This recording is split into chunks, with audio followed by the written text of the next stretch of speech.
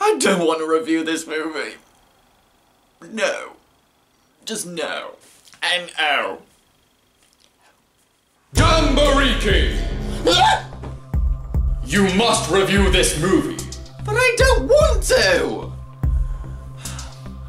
Who are you anyway? Me?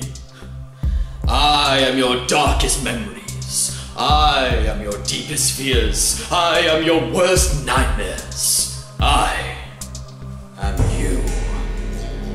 Oh, what the fuck? My name is Negariki. I was created by a supernatural force, and my mission is simple. I must make you review this movie.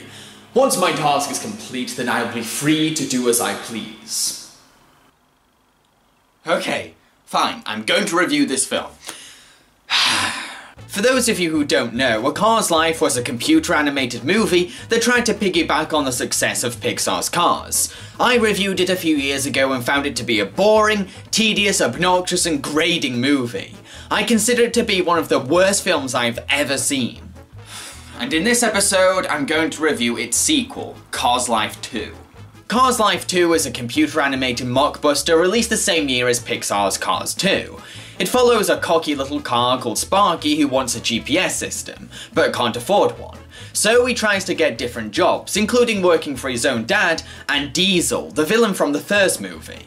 Meanwhile, Sparky's sister Gracie is learning to drive off a ramp, and his cousin Zipper is trying to win the heart of Speedy, a car from the first movie. Now, before I begin this review, there's something new to the show that I'd like to introduce. A point system, yes. What is the point system? Well, each aspect of the film is going to be given a number of points out of 5. I'm then going to gather all those points together to help determine a final score, the max amount of points being 25. With that being said, let's get on with the review. The major problem with this film is that it has no idea how to tell a good story. It repeats the same conflicts, it drags plots on, and it feels like it's going nowhere. I mean, I got sick to death of listening to Sparky and his dad arguing about the same things again and again. It just goes on and on. This movie is so sluggishly paced and repetitive that it felt like I was watching a 30-minute movie on a loop in slow motion. To be honest, this movie does feel a bit more visual compared to the other mockbusters that I've seen. There's more side gags, more actions on screen, but it still has a habit of avoiding the show don't tell rule. There's a lot of scenes where it's just characters talking about what's happening outside the scene. Clearly the makers of this film could not be asked to animate certain things. This definitely injures the film severely because, well, it makes the town that the movie is set in feel quite vacant and empty. We don't get to see different parts of the town, we don't get to see the things that they're talking about. However, there is one saving grace for this movie. The romantic subplot between Speedy and Zipper is actually kind of cute. Sure, it's not the greatest love story ever told, but in mockbuster standards, it's adorable.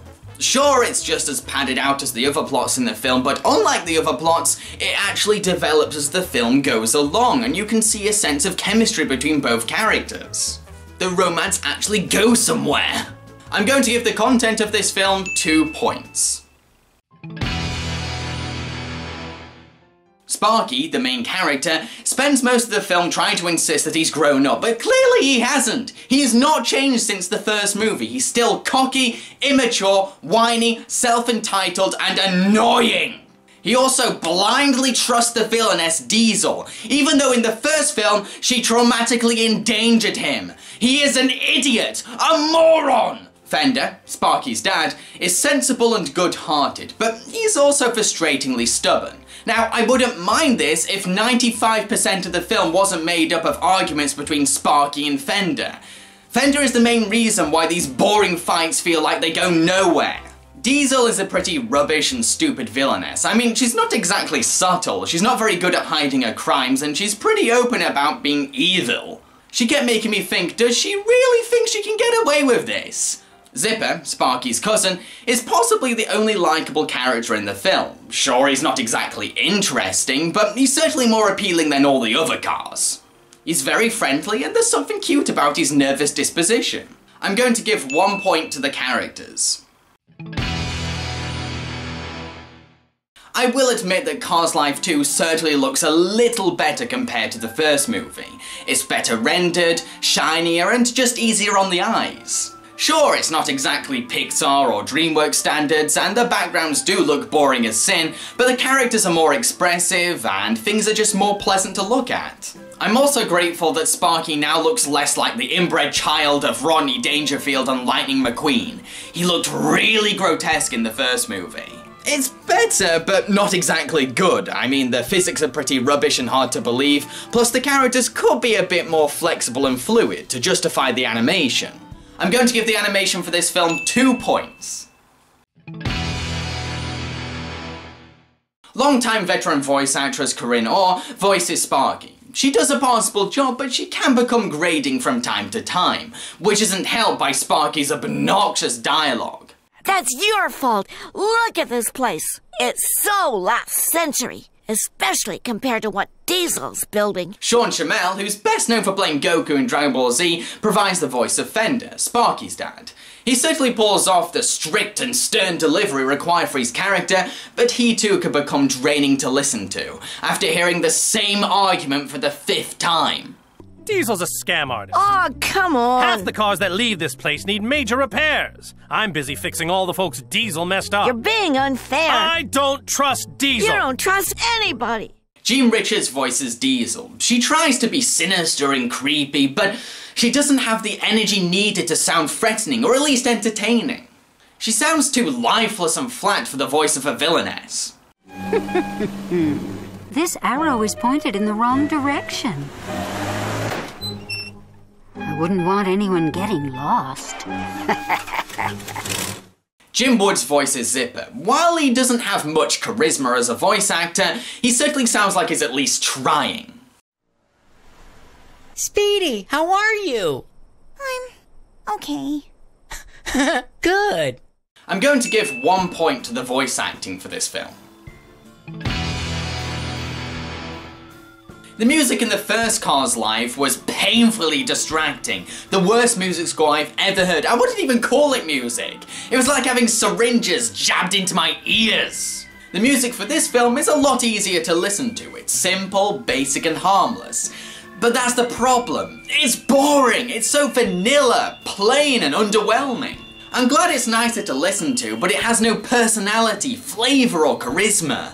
It's just there. Most of the time I didn't even notice it. There's just no passion or effort behind it. I'm not impressed. I'm going to give the music for this film 0 points.